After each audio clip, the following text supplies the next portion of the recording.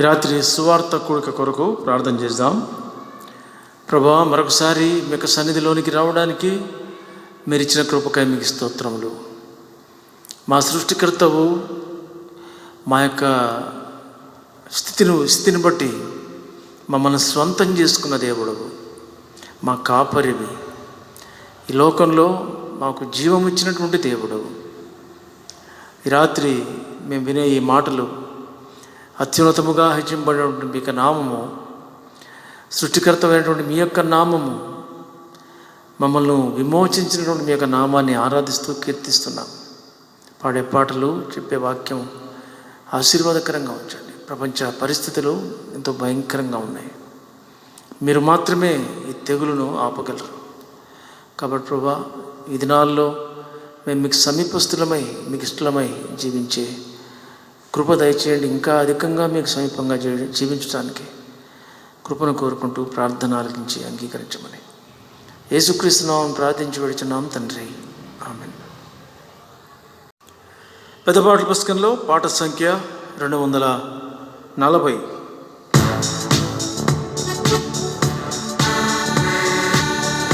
పాట సంఖ్య 240.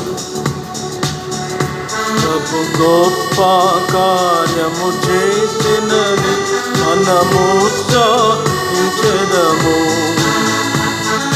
గొప్ప కార్యము చేసినని మనము సాధించెదము.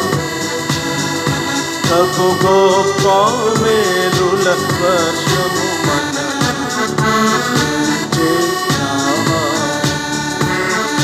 గొప్ప మేలుల వర్షము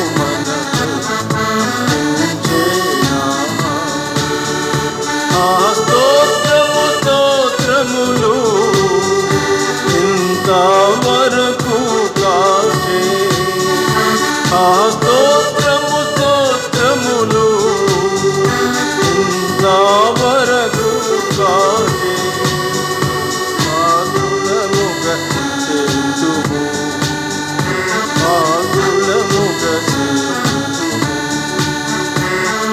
కార్యములు జనముల మధ్య ప్రసిద్ధి చేయుదము. కార్యములు జనముల మధ్య ప్రసిద్ధి చేయుదము. దేవుని ఆశ్చర్య కార్యము మనలో దేవుని ఆశ్చర్య కార్యము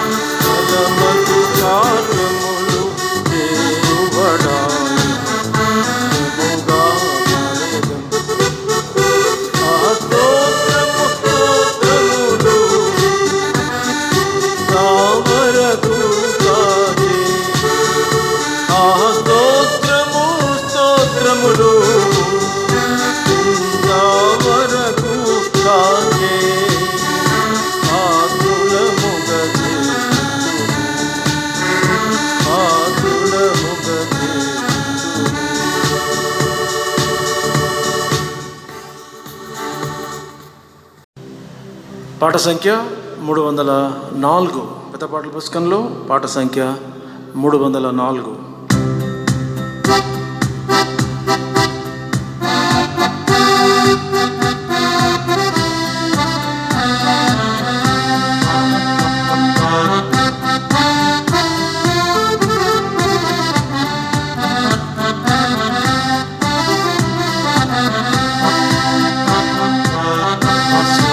శీఘ్రముగా కనిపెట్టు, శీఘ్రముగా కనిపెట్టు, లోకమంతా కరిగ చూడ కాననగు,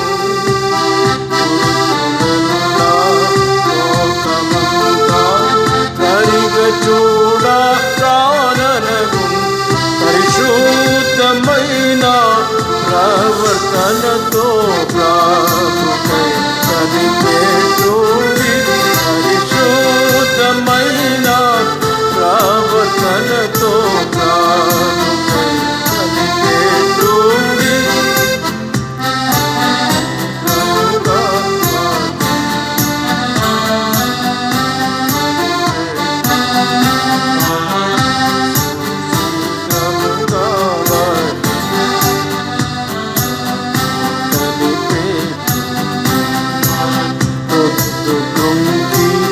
వచ్చునేమో అర్ధరాత్రి అందేమో,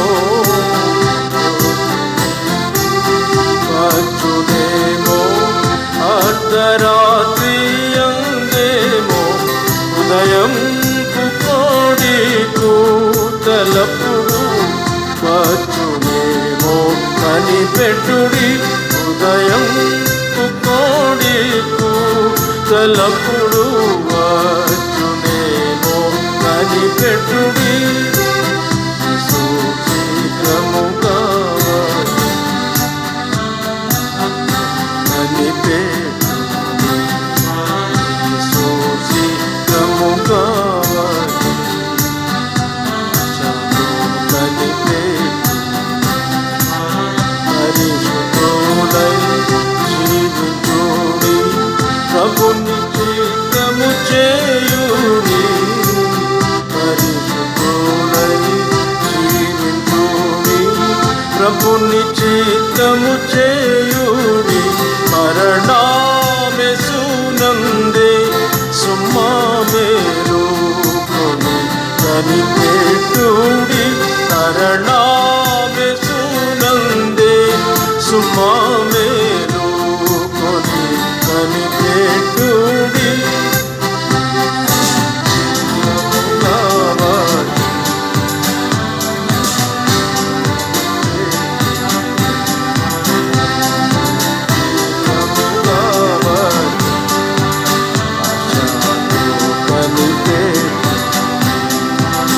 యేసువాలే జీవించుడి, తీసివేయుడి మలినములను, యేసువాలే జీవించుడి, తీసివేయుడి మలినములను, మోసం పుట్టాచాలన్ని విడచి ఆశతో కనిపెట్టుడి, మోసం పుట్టాచాలన్ని విడచి ఆశతో కనిపెట్టుడి.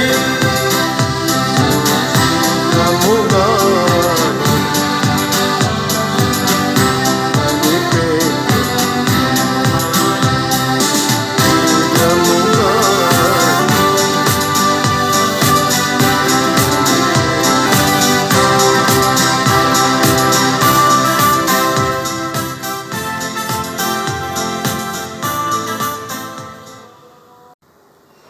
పాట సంఖ్య 678, పాట సంఖ్య 678.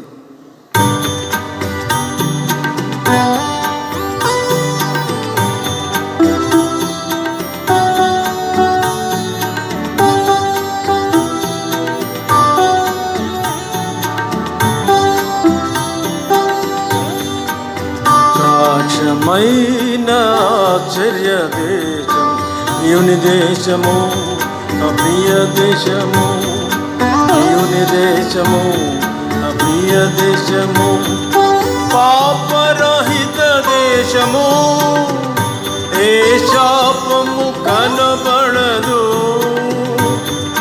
పాపరహిత దేశము, ఏ శాపము కనబడదు. నిత్యానందం ఆగని గీతం ఆకాశమందు సన్న మైన ప్రియుని దేశము, ప్రియ దేశము, ప్రియుని దేశము, ప్రియ దేశము. సూర్య చంద్రులు లేరు కాని చీకటి కనబడదు. సూర్య చంద్రులు లేరు కాని చీకటి కనబడదు. దైవ కుమారుడు తేజోమయుడు నిత్యము వెలుగిచ్చును. పగలెప్పుడు ప్రకాశమైన ఆశ్చర్య దేశము, ప్రియ దేశము, ప్రియుని దేశము, ప్రియ దేశము. కలువిత బోధలతో రెండు గుంపుల పేరుండదు. కలువిత బోధలతో రెండు గుంపుల పేరుండదు. ఏక కుటుంబం ఒక నాయకుడు మామయ దేశము, ప్రియులు రెండు ప్రకాశమైన ఆశ్చర్య దేశం ప్రియుని దేశము, ప్రియ దేశము, ప్రియుని దేశము, ప్రియ దేశము. ప్రశ్నలు ఏ ఉండవు, ఎట్టి కలవరమే ఉండదు. ప్రశ్నలు ఏ ఉండవు, ఎట్టి కలవరమే ఉండదు. జాతి రంగు భాషా వేదం కలవారెవరు లేరు. ఏమే పల్కు ప్రకాశమైన ఆశ్చర్య దేశం ప్రియుని దేశము, ప్రియ దేశము, ప్రియుని దేశము, ప్రియ దేశము. కలువిత ప్రణాళికలు పరిపాలించు చట్టములు, కలువిత ప్రణాళికలు పరిపాలించు చట్టములు. చెరసాలలును శిక్షయు లేదు, నరుల పరిపాలన అందుండదు. ప్రకాశమైన ఆశ్చర్య దేశము, ప్రియ దేశము, ప్రియుని దేశము, ప్రియ దేశము. సంత విధులు లేవు, కర్మగారములే లేవు. సంత విధులు లేవు, కర్మగారములే లేవు. ధనికులు దరిద్రులు చిన్నలు పేదలు అనుపేదము లేదు. అందరూ సమాశమైన ఆశ్చర్య ప్రియుని దేశము, ప్రియ దేశము, ప్రియుని దేశము, ప్రియ దేశము. యేసుని రక్తమందు పాపం కరిగిన చేరుదు. యేసుని రక్తమందు పాపం కడిగిన చేరుదు. ఈ గొప్ప ధన్యత పోగొట్టుకునువా ఎవరును కారలదు. శరీరము ప్రకాశమైన ఆశ్చర్య దేశము, ప్రియ దేశము, ప్రియుని దేశము.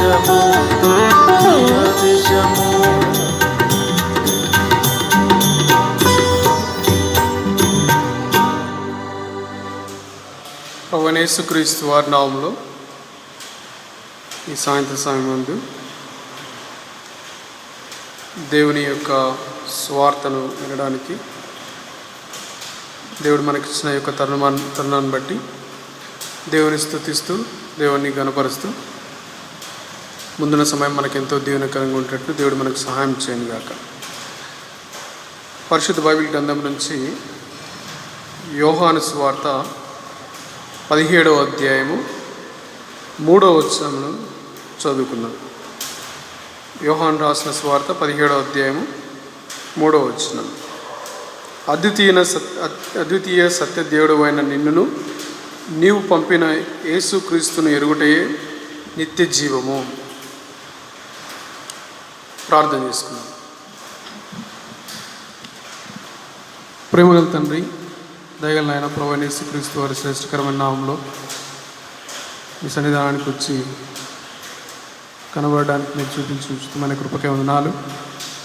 మీరెంతో నమ్మదగిన దేవుడు, ఆశ్చర్య అద్భుత కార్యములు మహత్కార్యములు మా ఎడల ఎడతెగక జరిగిస్తున్నందుకు వందనాలు. లోకంలో ప్రభా, ఈ దినాల్లో కూడా ప్రభా మీరు మాకు నెమ్మది దయచేసినందుకు వందనాలు. మీ యొక్క కాపుదల కంచె భద్రతను ఇచ్చినందుకు వందనాలు తండ్రి. మీ సన్నిధానంలో ఉన్న మాధుర్యాన్ని అనుభవించడానికి మీరు మాకు ఇచ్చిన యొక్క సమయానికి వందనాలు ప్రభువా. యోహాను సువార్త 17వ అధ్యాయం 3వ వచనం మాకెంతో దీవెనకరంగా చేయండి. యేసుక్రీస్తుని ఎరుగుటయే నిత్య జీవం. ఇది మా జీవితంలో ప్రభువా మీరు జరిగించిన దేవుడు. యేసు ప్రభువుని ఎరగడానికి మా యొక్క మనోనేత్రాలు, మా హృదయాన్ని మీరు తెరిచినందుకు వందనాలు. అనేకుల జీవితంలో ప్రభువా అంధకారం నుంచి వెలుగులోకి రావడానికి నేను వారి జీవితంలో వెలుగును దయచేయండి ప్రభువా. నిలబడి నన్ను జ్ఞాపకం చేసుకొనండి. మీ సెలవు చాటును మరుగుపరచండి. మీ మెల్లైన స్వరాన్ని వినిపింపచేయండి తండ్రి. యోగ్యమైన పరిచర్య, మీరు కోరుకుంటున్న పరిచర్య చేయబడడానికి సహాయం చేయండి తండ్రి. మా ముందున సమయాన్ని మాకెంతో దీవెనకరంగా చేస్తురండి. వింటున్న మా ప్రియులకు తండ్రి మీరే మీ కృపను, మీ యొక్క దయను మీరు దయచేయండి. మీరే మాతో మాట్లాడుతున్నామని మీ దయగల సమస్తాన్ని ప్రయత్నుకుంటూ మీ కృపను కోరుకుంటూ యేసు పరిశుద్ధ నామములో వేడుకుంటున్నాం తండ్రి. ఆమేన్.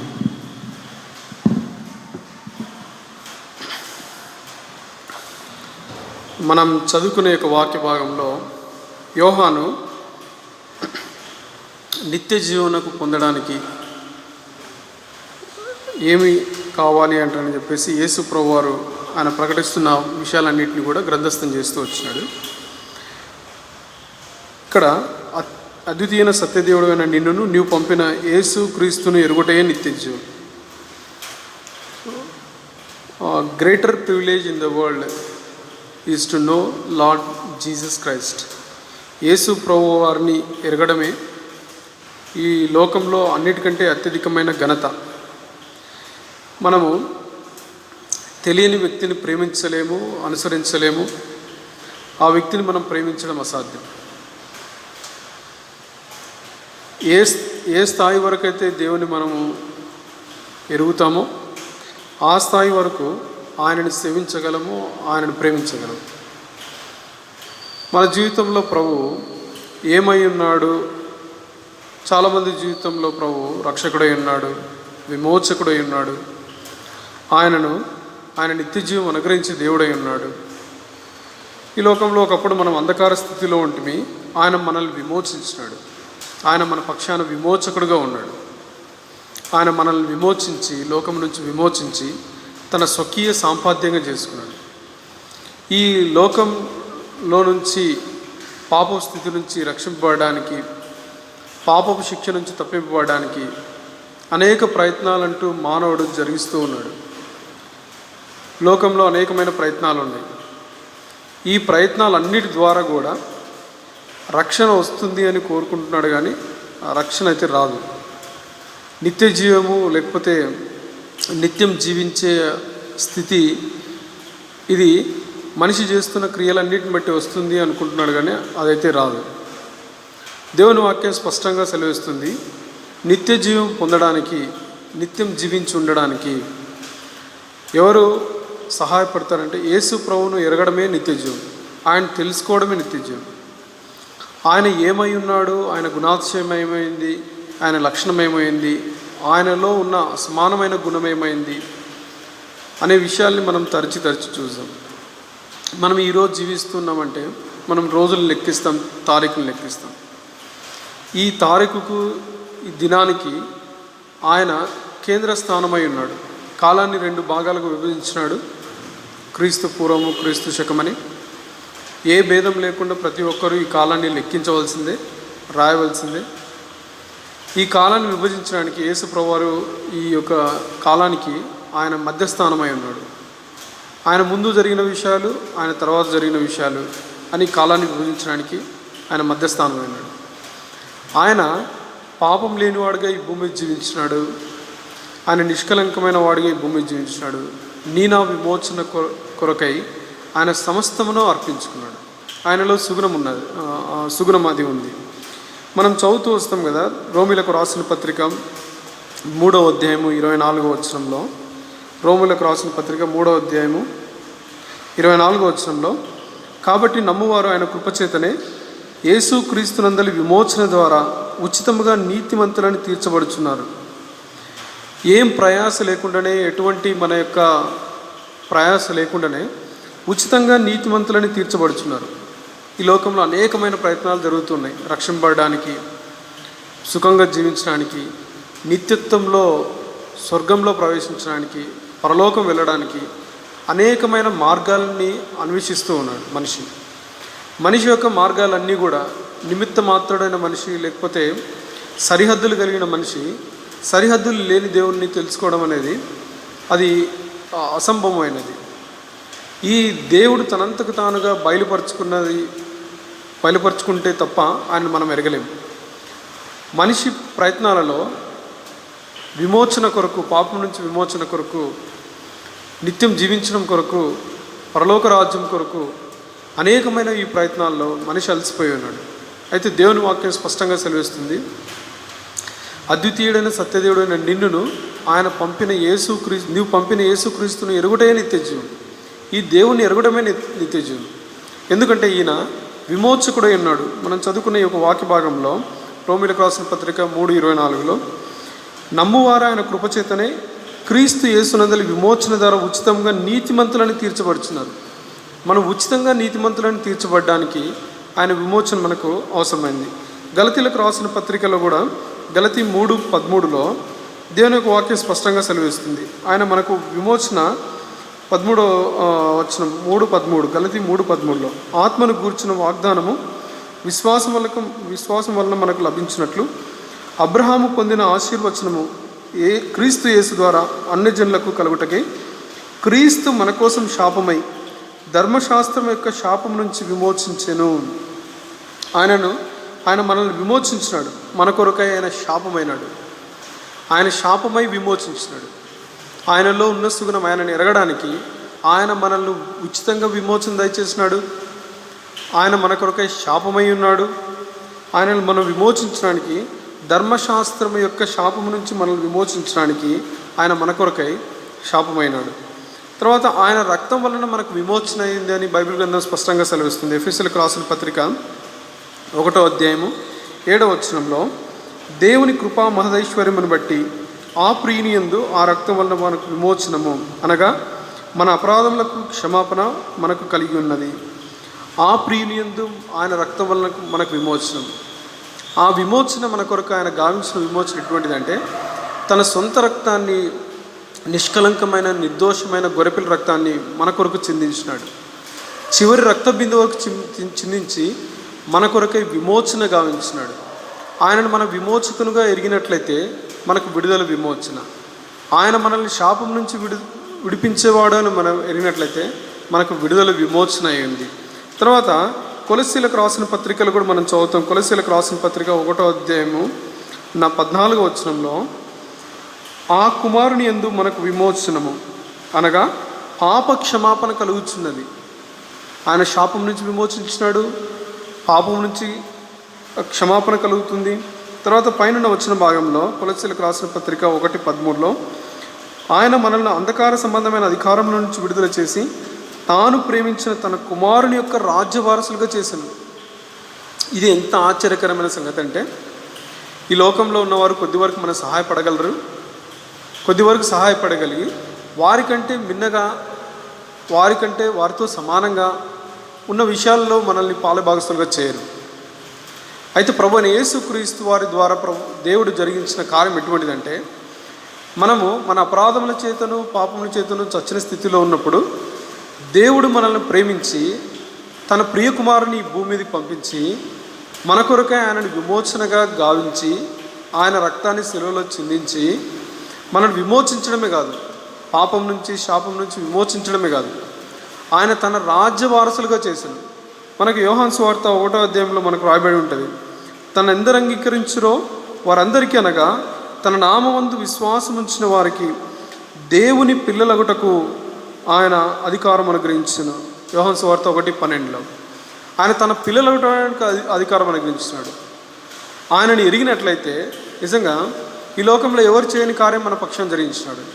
మనం కృపచేత రక్షింపబడ్డాం, ఆయన మనకు విమోచన గావించినాడు, ఆయన మనకు రక్షకుడై ఉన్నాడు, మనకు విమోచకుడై ఉన్నాడు. ఆయన మనల్ని ఉచితంగా తన కృపచేత మనం రక్షించినాడు. హెబ్రీయులకు రాసిన పత్రికలో కూడా మనం చూస్తాం. హెబ్రీయులకు రాసిన పత్రిక 9వ అధ్యాయము 15వ వచనంలో, హెబ్రీయులకు రాసిన పత్రిక 9వ అధ్యాయము 15వ వచనం, 9:15 ఈ హేతు చేత మొదటి నిబంధన కాలంలో జరిగిన అపరాధముల నుండి విమోచనము కలుగుటకై ఆయన మరణము పొందినందున పిలువబడిన వారు నిత్యమైన స్వాస్థ్యమును గురించిన వాగ్దానం పొందిన నిమిత్తము ఆయన కొత్త నిబంధనకు మధ్యవర్తి అయి ఉన్నాడు. ఆయన మధ్యవర్తి అయి ఉన్నాడు. దేవునికి మానవునికి ఆయన మధ్యవర్తి అయి ఉన్నాడు. ఆయన సంపూర్ణమైన మానవుడిగా ఈ భూమికి జీవించినాడు, పరిపూర్ణమైన దేవునిగా ఈ భూమికి జీవించినాడు. దేవుడు ఎంత కృపగలిగిన వాడు, మన జీవితంలో ఎంత దయగలిగిన వాడు. నీ విషయాలు ఎప్పుడైనా సరే, ఏ వ్యక్తి అయినా సరే మధ్యవర్తిత్వం జరిగించాలన్నప్పుడు ఇద్దరు వ్యక్తుల యొక్క విషయాలు పూర్తి గ్రహింపగలిగిన వాడై న్యాయం తీర్చడానికి మధ్యవర్తిని ఏర్పాటు చేసుకుంటూ వస్తాడు. అయితే దేవుడుగా ఉంటే మానవుడు పడుతున్న ప్రతి శ్రమ, ప్రతి బాధ, ప్రతి హింస, ప్రతి వేదన ఆ విధంగానే ఉండిపోయేది. అయితే తాను దేవుడుగా ఆ విధంగానే ఉండకుండా ఆయన యేసు ప్రభువుగా మనుష్య కుమారునిగా ఈ భూమికి కరించినాడు. ఆయన మనుష్యుడు పొందిన ప్రతి శ్రమను, వేదనను అనుభవించినాడు. హెబ్రీయులకు రాసిన పత్రికలు మనం చదువుతాం 2వ అధ్యాయంలో. కావున 2వ అధ్యాయం 17-18 వచనంలో, కావున ప్రజల పాపం నుంచి పరిహారం కలుగుటకై దేవుని సంబంధమైన కార్యములలో కనికరమును నమ్మకమును గల ప్రధాన యాజకుడు నిమిత్తము అన్ని విషయములలో తన సహోదరుల వంటి వాడు కావాల్సి వచ్చును. తాను శోధింపబడి శ్రమలు పొందిన గనుక శోధింపబడి వారికి సహాయం చేయగలవాడై ఉన్నాడు. అన్ని విషయములలో తన సహోదరుల వంటి వాడు కావాల్సి వచ్చును.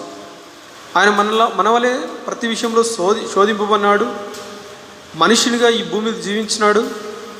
ఆయన జీవించిన స్థలాలు ప్రస్తుతం భూమి మీద మనం చూస్తున్నాం.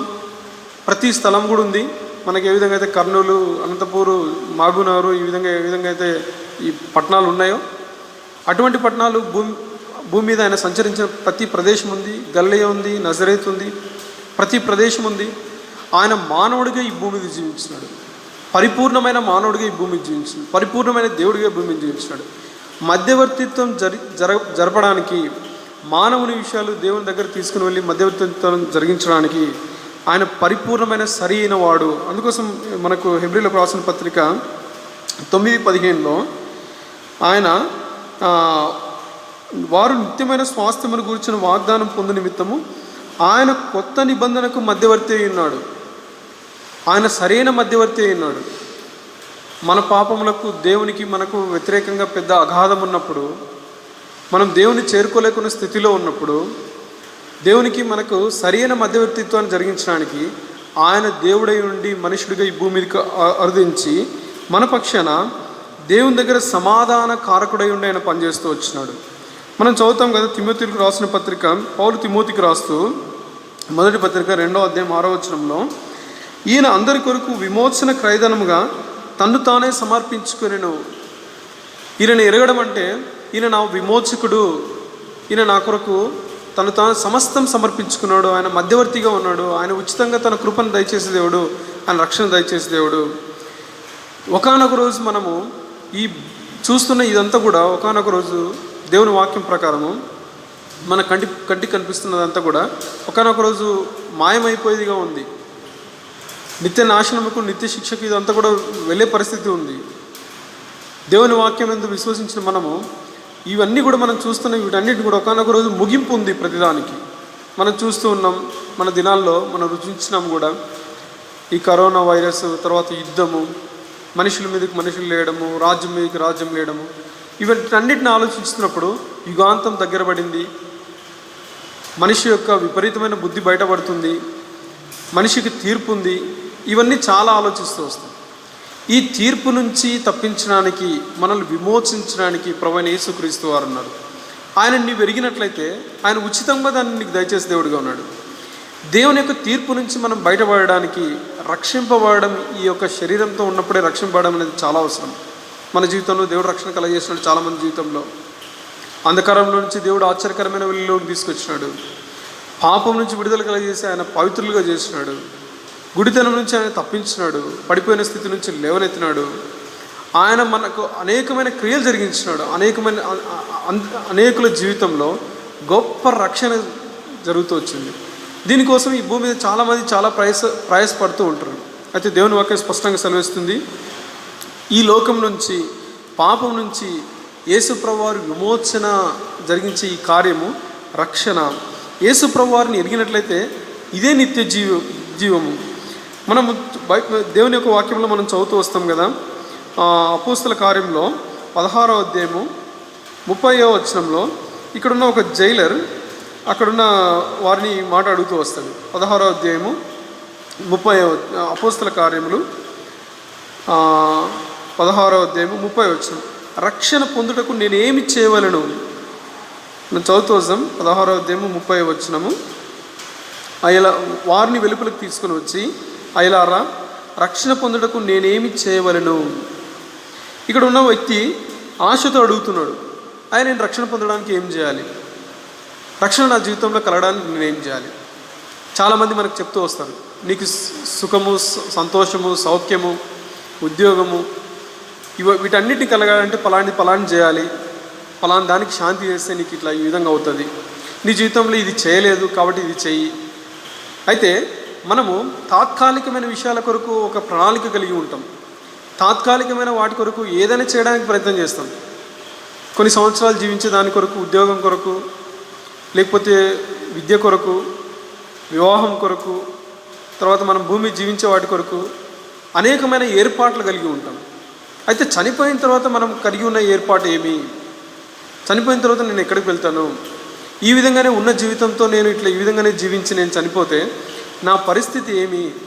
నేను ఎక్కడికి వెళ్ళి నా యొక్క నిత్యత్వం ఏ విధంగా ఉంటుంది అనే గ్రహింపు భూమి మీద చాలా కొద్ది మందికే ఉంటుంది. దానికి బైబిల్ సమాధానం ఏం చెప్తుందంటే, నీ నిత్యత్వం సుఖంగా ఉండాలంటే యేసు క్రీస్తుని ఎరుగుటయే నిత్య జీవము. ఇక్కడున్న వ్యక్తి ఈ విధంగా అడుగుతున్నాడు, అయలారా, నేను రక్షణ పొందుటకు ఏం చేయాలి? నేను ఏం చేయాలి? వీళ్ళు సూక్ష్మంలో మోక్షం చెప్తున్నట్లు ఒక మాట చెప్తూ వచ్చినారు. ఇక్కడ చూడండి, 16వ అధ్యాయము అపోస్తల కార్యం 16:31.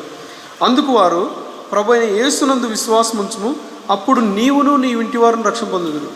చాలా సులువైనది ఇది. ప్రభు అయిన యేసు క్రీస్తునందు విశ్వాసం ఉంచుము, అప్పుడు నీవును నీ ఇంటి వారిని రక్షణ పొందుదురు. ఎంత క్లిష్టమైన దాన్ని, ఎంతో కాంప్లెక్స్డ్ అయిన సిచ్యువేషన్ని, ఒక గంభీరమైన దాన్ని ఒక సులువైన పద్ధతిలో, సరళమైన విధానంలో, గంభీరమైన సత్యాన్ని దేవుడు మానవునికి సరళమైన విధానంలో అందించినాడు. ప్రభువైన యేసు క్రీస్తునందు విశ్వాసం ఉంచు, అప్పుడు నీవును నీ ఇంటి వారిని రక్షణ పొందుదురు. అయ్యో, నేను ఇన్ని రోజులు అనేక ప్రయత్నాలు జరిగిస్తూ వచ్చినాను, అనేక ప్రయాస చేసినాను, అనేక వ్యయ ప్రయాసాలు చేసినాను. రక్షణ ఎంతో సులువైనది. మానవుని జీవితంలో దేవుడు దాచించిన రక్షణ ఎంతో సులువైనది. బైబిల్ గ్రంథం సెలవిస్తుంది ఈ రక్షణ ఎంత సులువైంది అంటని చెప్పేసి. మన ఇంకా చదువుతూ వస్తాం కదా, రోమపత్రిక 10వ అధ్యాయము, రోమిలకు రాసిన పత్రిక 10వ అధ్యాయం 9వ వచనంలో ఈ విధమైన మాట ఉంది. అదేమనగా, యేసు ప్రభువుని నీ నోటితో ఒప్పుకొని దేవుడు మృతుల్లో నుండి ఆయన లేపినని నీ హృదయమందు విశ్వసించినట్లా రక్షింపబడుదు. యేసు ప్రభువుని నీ నోటితో ఒప్పుకొని దేవుడు ఆయనను మృతుల్లో నుంచి లేపినని నీ హృదయమందు విశ్వసించినట్లా రక్షింపబడదు. రక్షణ ఎంత సులువైనది! నోటితో ఒప్పుకోవడం, హృదయమందు విశ్వసించడం. ఇది రక్షణకు సులువైన మార్గాన్ని వాళ్ళు తెలియజేస్తుంది. ఇదే అధ్యాయంలో కింద వచ్చిన భాగాల్లో మనం చదువుతాం. ఏలైనగా నీతి కలుగునట్లు మనుష్యుడు హృదయంలో విశ్వసించును, రక్షణ కలుగునట్లు నోటితో ఒప్పుకొనును. నీతి కలిగినట్లు మనుషుడు హృదయంలో విశ్వసించును, రక్షణ కలిగినట్లు నోటితో ఒప్పుకొనును. చాలాసార్లు మనం దేవునికి సంబంధించిన, యేసు ప్రభువుకు సంబంధించిన వర్తమానం వింటూ వచ్చింటాం. ఒక కథలాగా మనకు తెలిసి ఉంటుంది, ఒక వృత్తాంతంలాగా మనకు తెలిసి ఉంటుంది. ఎప్పుడైనా యేసు ప్రభువుని స్వయంగా ఎరిగినవా? నీ పాప బంధకాల నుంచి విడుదల, విమోచన కలగడానికి కేవలం ఆయన మాత్రమే మార్గము. యేసు ప్రభువారు అంటారు కదా, నేనే మార్గమును, సత్యమును, జీవము, నా ద్వారా తప్ప తండ్రి యొద్దకు పరలోక రాజ్యానికి ఎవరు ప్రవేశించలేడు. ఈ యొక్క సులువైన మార్గం నుంచి, క్లిష్టమైన దాంట్లో నుంచి దేవుడు సులువైన మార్గాన్ని కలగజేస్తూ వచ్చినాడు. రక్షణ మన జీవితంలో ఇది డబ్బును బట్టి కానీ, లేకపోతే అధికారాన్ని బట్టి కానీ, నైతిక స్వభావాన్ని బట్టి కానీ వచ్చేది కాదు. డబ్బును బట్టి వచ్చేది ఉందంటే చాలామంది పేదవాళ్ళ రక్షణకు దూరం అయ్యే వాళ్ళేమో. నైతిక స్వభావాన్ని బట్టి వచ్చిందంటే ఏ మనుషుడు కూడా, భూమి మీద జీవించిన ఏ మనుషుడు కూడా నైతిక స్వభావం కలిగిన వాడు కాదు. బైబిల్ గ్రంథం స్పష్టంగా సెలవిస్తుంది, అందరూ పాపం చేసి దేవుడు అనుగ్రహించి మహిమను పొందలేకపోతున్నారు. ప్రతి ఒక్కడు, చిన్న పెద్ద తేడా లేకుండా, దేశం భేదాభిప్రాయాలు లేకుండా, తెల్లవాడు కానీ, నల్లవాడు కానీ, స్త్రీ కానీ, పురుషులు కానీ, ఏం భేదం లేకుండా అందరూ పాపం చేసి దేవుడు అనుగ్రహించి మహిమను పొందలేకపోతున్నారు. అందరూ కూడా దేవుని యొక్క వాస్తవం స్పష్టంగా సెలవిస్తుంది. ధనవంతుడని భేదం లేదు, పెద్దవాడని భేదం లేదు, ఒక దేశం వాడని భేదం లేదు, ఒక ప్రాంతం వాడని భేదం లేదు. అందరూ కూడా పాపం చేస్తున్నారు. ఈ పాపం చేసి దేవుడు అనుగ్రహించి మహిమను పొందలేకపోతున్నారు. అయితే దేవుడు మనకు తనకు సులువైన రక్షణ మానవుని యొక్క ప్రయత్నాల ద్వారా కాకుండా దేవుడు తాను బయలుపరుచున్నాడు. యేసు ప్రభు వారి ద్వారా బయలుపరుచున్నాడు. ఈ రక్షణ ఎంత సులువైనది మన జీవితంలో, ఎంత సులువైనది అంటే దేవుని వాక్యం సెలవిస్తుంది, it is as simple as the salvation is as simple as. ఎంత సులువైనదంటే ఇది ఒక ద్వారంలో ప్రవేశించినంత సులువు, మనం ఇంట్లో ప్రవేశించినంత ద్వారంలో ప్రవేశించిన సులువు. మనం చదువుతాం కదా, యోహాను సువార్త 10వ అధ్యాయము 9వ వచనం. యోహాను సువార్త 10వ అధ్యాయము 9వ వచనం. నేనే ద్వారమును, నా ద్వారా ఎవడైనా లోపల ప్రవేశించినట్లా వాడు రక్షింపబడిన వాడై లోపలికి పోవచ్చు, బయటికి వచ్చుచు మేత మేయిచుండును.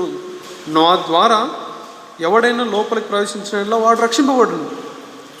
ఒక ద్వారంలో ప్రవేశించినంత సులువు. మన ఒక మార్గాన్ని మనం మరలుకొని, మన మార్గాన్ని వదులుకొని ఆ ద్వారంలో ప్రవేశించినట్లయితే మనం రక్షింపబడతాం.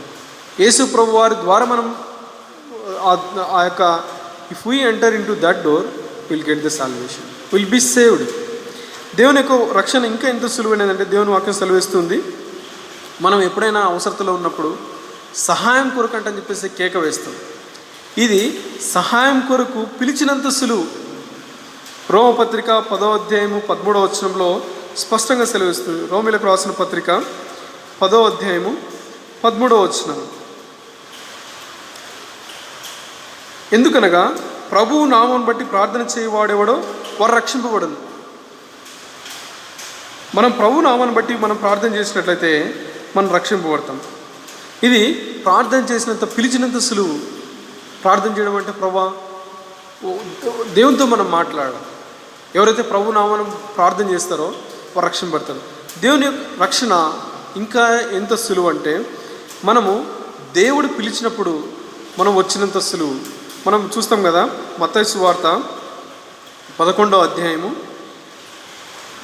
28వ వచనం. మత్తయి సువార్త 11వ అధ్యాయము 28వ వచనంలో దేవుని వాక్యం ఈ విధంగా సెలవిస్తుంది, ప్రయాసపడి భారం మోస్తున్న సమస్త జనులారా నా యొద్దకు రండి, నేను మీకు విశ్రాంతి కలిగిస్తున్నాను. అనేక ప్రయాసాల చేత మనం కొట్టుమిట్టాడుతున్నామేమో, అనేక ఇబ్బందుల్లో మనం ఉన్నామేమో, అనేక సమస్యల చేత మనం ఉన్నామేమో. నిజంగా మనం ప్రయాసం మనం మోయలేము. దేవుడు మనల్ని పిలుస్తున్నాడు. పిలిచినప్పుడు మనం వస్తే, మనం పిలిచినప్పుడు ఎవరైనా పోతారు. మనం కూడా దేవుడు పిలుస్తున్నాడు. ఏ భేదాభిప్రాయం లేకుండా దేవుడు పిలుస్తున్నాడు. ప్రయాసపడి భారం మోస్తున్న సంవత్సరం చెందారా నా ఎద్దుకు రండి, నేను మీకు విశ్రాంతిని కలగజేస్తాను. ఇది పిలిచినప్పుడు వచ్చేంత సులువు. తర్వాత మనము ఈ రక్షణ ఎటువంటిదంటే ఒక బహుమానాన్ని అందుకున్నంత సులువుగా ఉంటుంది. రోమీలకు రాసిన పత్రికలో 6వ అధ్యాయంలో దేవుని ఒక మాట సెలవిస్తుంది. రోమీలకు రాసిన పత్రిక 6వ అధ్యాయము 23వ వచనంలో,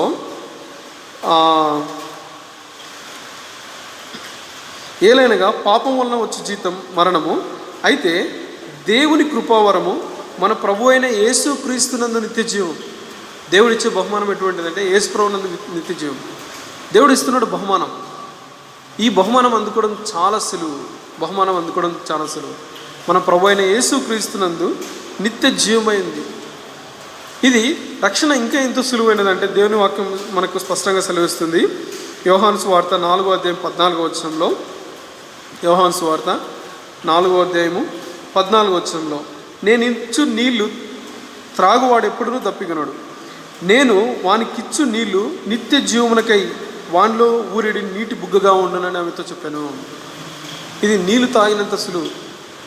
నిజంగా దేవుడిచ్చు నీళ్ళని మనం కోరుకొని, మనం దప్పిక చేత ఉంటే, అలసిపోయి ఉంటే, ప్రయాసపడి ఉంటే, నీ హృదయంలో ఎక్కడికి నెమ్మది లేకుండా ఉంటే, ఈయన నీకు నిజమైన విశ్రాంతిని, నిజమైన సమాధానాన్ని దయచేసి దేవుడిగా ఉన్నాడు.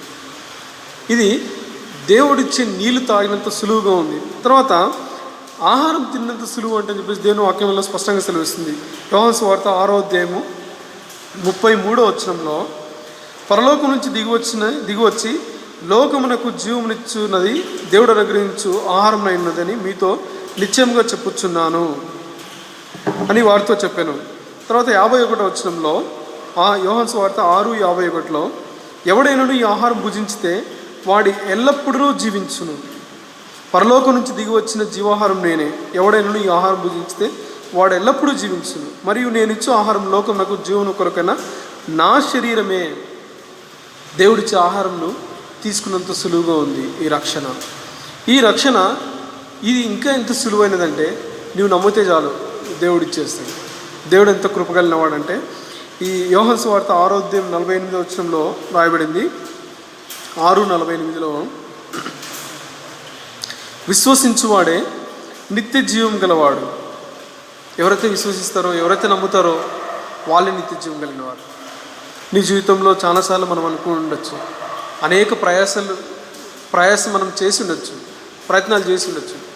ఒకవేళ మన జీవితంలో విసిగిపోయి వేసారిపోయి ఉంటే దేవుడు నిన్ను సులువుగా పిలుస్తున్నాడు, ఉచితమైన రక్షణ ఇవ్వాలనుకుంటున్నాడు. ఒక స్త్రీ ఉంది, ఈమె జీవితంలో ఈమె ఎంత సులువుగా రక్షణ పొందుకునింది. సామాన్యమైన స్త్రీ. ఈమె ఎటువంటి స్త్రీ అంటే మనం లోకంలో మనం ఊహించలేము.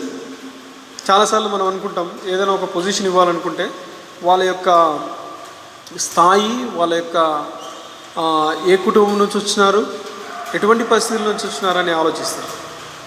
అయితే ఒక స్త్రీ జీవితంలో రక్షణ జరిగింది. ఆమె ఈ రక్షణ ఎంత ఉచితంగా పొందుకునిందంటే మనం చూస్తూ వస్తాం. యెహోషువకు రాసిన యెహోషువ గ్రంథం, బుక్ ఆఫ్ జాషువా 2nd చాప్టర్లో 2వ అధ్యాయంలో ఒక రహాబు అను ఒక వేశ్య ఉంది.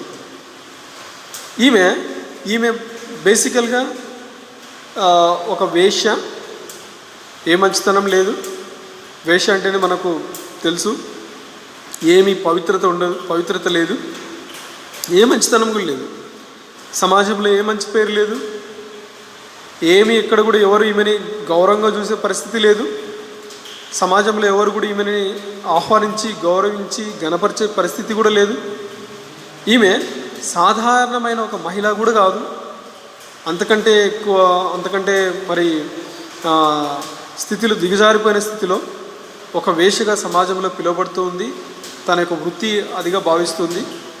అంతేకాకుండా ఈమె ఒక కానానీయురాలు.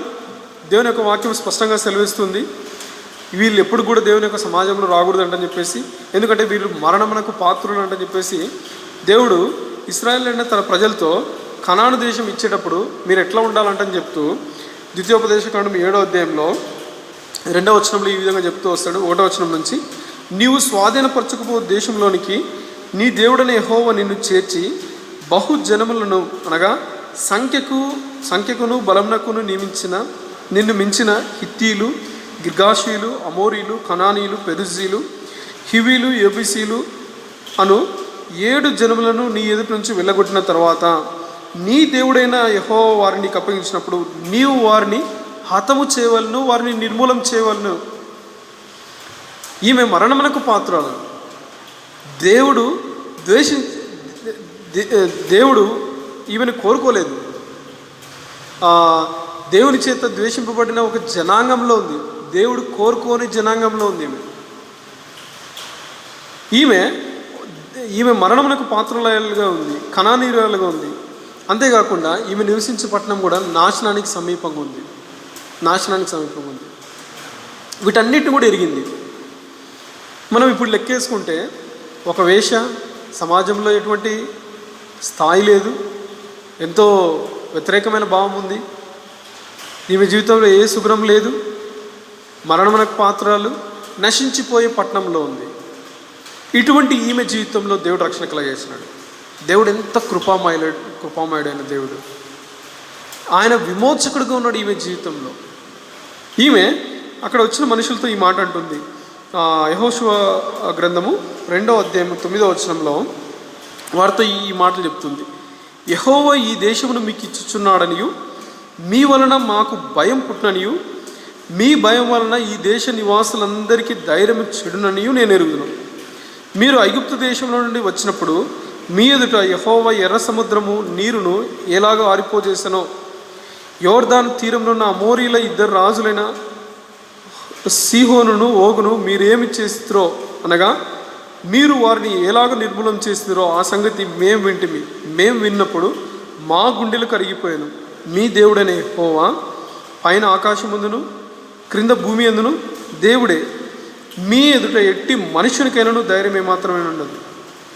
ఈమెకున్న విశ్వాసం నిజంగా అచంచలమైనది.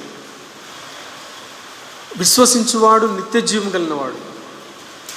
నీ పరిస్థితి ఏమైనా అయి ఉండొచ్చు, గతంలో నీవేమైనా అయి ఉండొచ్చు, నీ పరిస్థితి ఏమైనా అయి ఉండొచ్చు.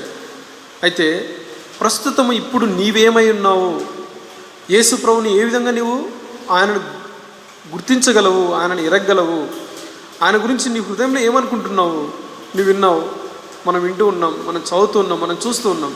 అయితే నీకు ఏమై ఉన్నాడు? ఈమె కూడా వినింది, అబ్బో వీళ్ళ దేవుడు చాలా గొప్ప కార్యాలు చేసినాడు, అనేకులను విడిపించినాడు, ఎర్ర సముద్రాన్ని పాయలుగా చేసినాడు, ఆయన మంచి బలమైన రాజులను సీహోను ఓగును చంపేసినారు వీళ్ళు. ఇవన్నీ వినింది.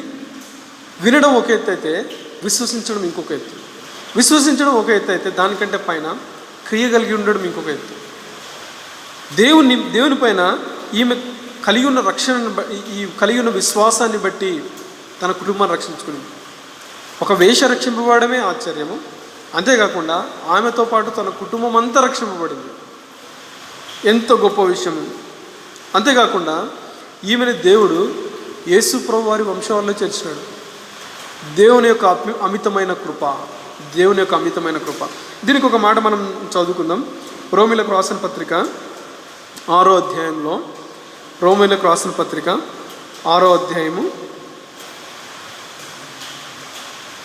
21వ వచనం చివరి భాగంలో, ఆయనను పాపమును మరణమును ఆధారం చేసుకుని ఏలాగు ఏలేనో అలాగే నిత్య జీవము కలుగుటకై నీతి ద్వారా కృపయు మన ప్రభువైన యేసుక్రీస్తు మూలంగా ఏలు నిమిత్తము పాపం ఎక్కడ విస్తరించెనో అక్కడ కృప అపరిమితముగా విస్తరించెను.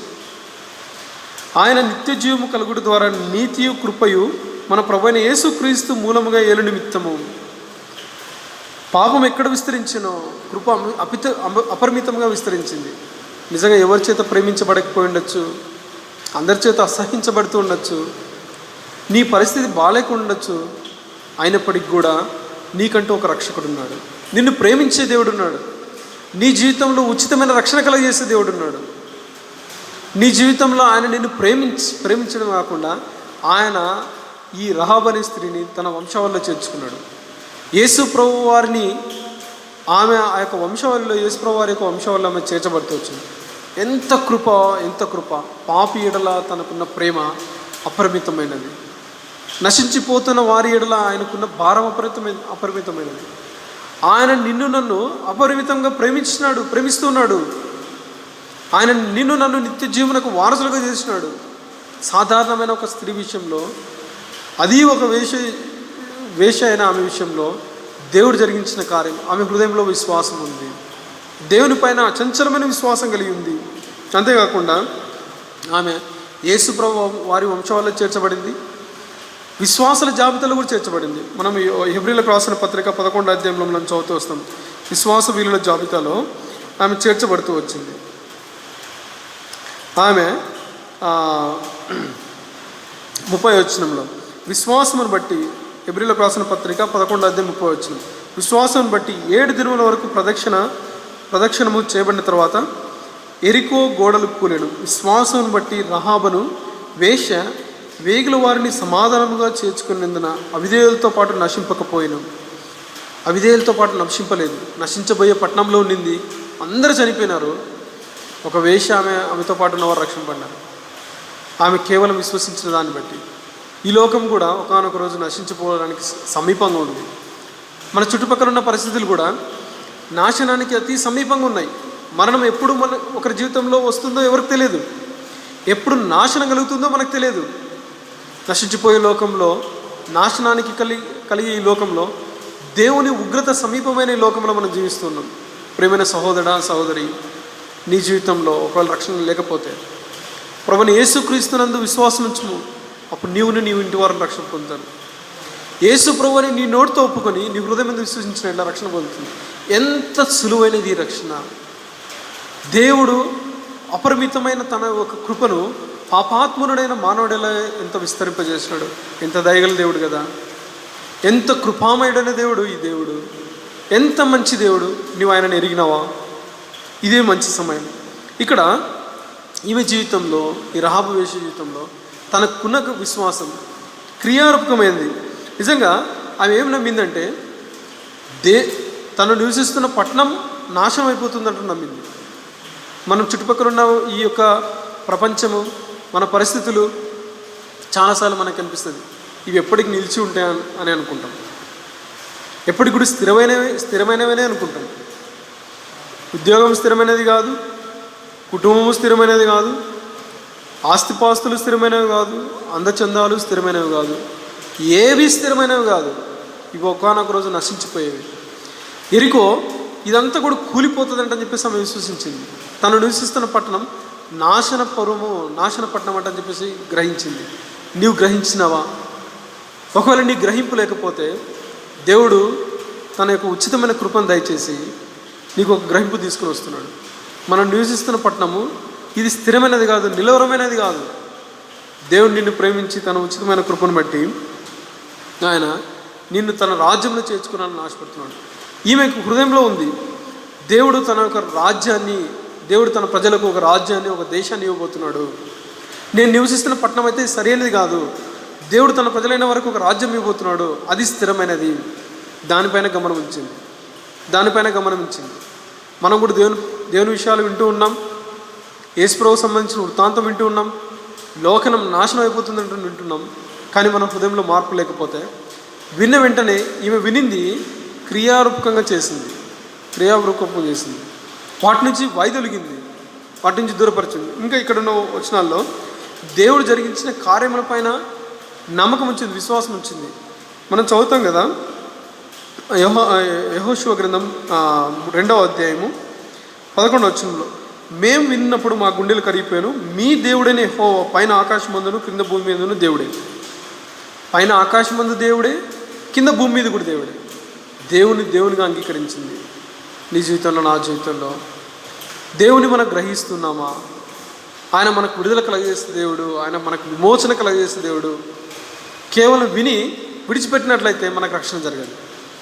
ఒక క్రైస్తవ కుటుంబంలో మనం పుట్టినట్లయితే మన రక్షణ కలగదు.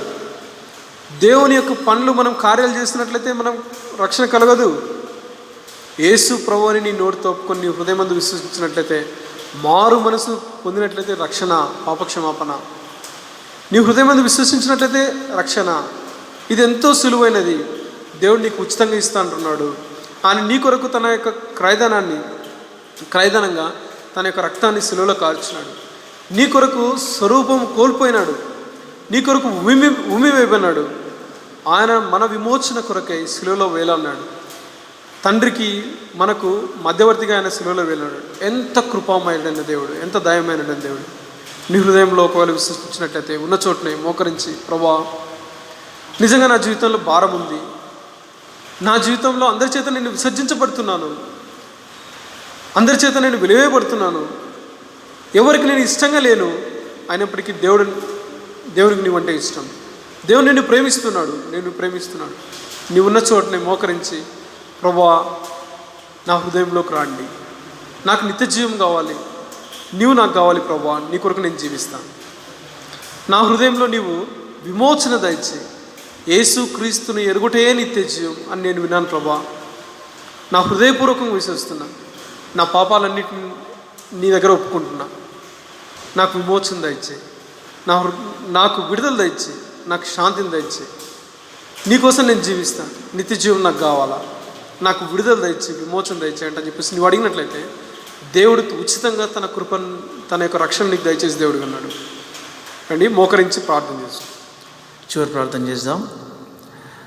దయచేసి గమనించండి, మరి నిర్లక్ష్యంగా ఉండకండి. ఎంతో ప్రయాసతో చేస్తున్నటువంటి యొక్క కార్యము, మీరు గృహాల దగ్గర ఉన్నప్పటికీ కూడా మీరు వాక్యాన్ని వినడానికి అనుకూలమైన రీతిగా చేయబడుతున్నటువంటి యొక్క ఏర్పాటును తృణీకారంతో నిర్లక్ష్యంగా ఉండకండి. తప్పనిసరిగా సమయాన్ని కేటాయించి సంఘ కార్యక్రమాలు చూడడానికి ప్రయత్నించండి మనవి చేస్తున్నాం. మనముగా ప్రేమించిన మా తండ్రి, వినిపించిన వాక్యాన్ని బట్టి మీకు స్తోత్రములు, పాటలకై మీకు స్తోత్రములు. రక్షింపబడని వారు ఎవరైనా ఉంటే రక్షణార్థంగా ఉంచండి. రక్షింపబడినటువంటి మాకు నూతనత్వం దయచేయండి. లోకం యొక్క పరిస్థితులను మరొకసారి జ్ఞాపకం చేసుకోండి ప్రభా. మీకేదో మేము చెప్పలేము, మీకు సలహా చెప్పి మీకు జ్ఞానాన్ని బోధించగలిగినటువంటి స్థితి మాకెక్కడుంది ప్రభా. మేము మీ సన్నిధిలో మొరపెట్టవలసిన వారం కాబట్టి జ్ఞాపకం చేసుకోమని. ప్రపంచ దేశాల్లో ఉన్న పరిస్థితులన్నింటినీ జ్ఞాపకం చేసుకోండి. పేదరికంలో, ఆయా రకాలైన ఆర్థిక ఇబ్బందులు ఉన్నవారిని, అనారోగ్యంతో బాధపడుతున్నవారు, ఆయా సమస్యలు, ఈ యొక్క లాక్డౌన్ వల్ల ఉన్నటువంటి వారిని కూడా జ్ఞాపకం చేసుకోండి. ముందు నా జీవితంకి సిద్ధపరచమని యేసుక్రీస్తు నామమున ప్రార్థించి వేడుచున్నాం తండ్రి, ఆమెన్. తండ్రి అయిన దేవుని యొక్క ప్రేమ, ప్రభువైన యేసుక్రీస్తు యొక్క కృప, పరిశుద్ధాత్మ అన్యోన్య సహవాసము చేరున్న మనందరికీ తోడుగా ఉండి కాపాడను గాక. ఆమెన్. Praise the lord.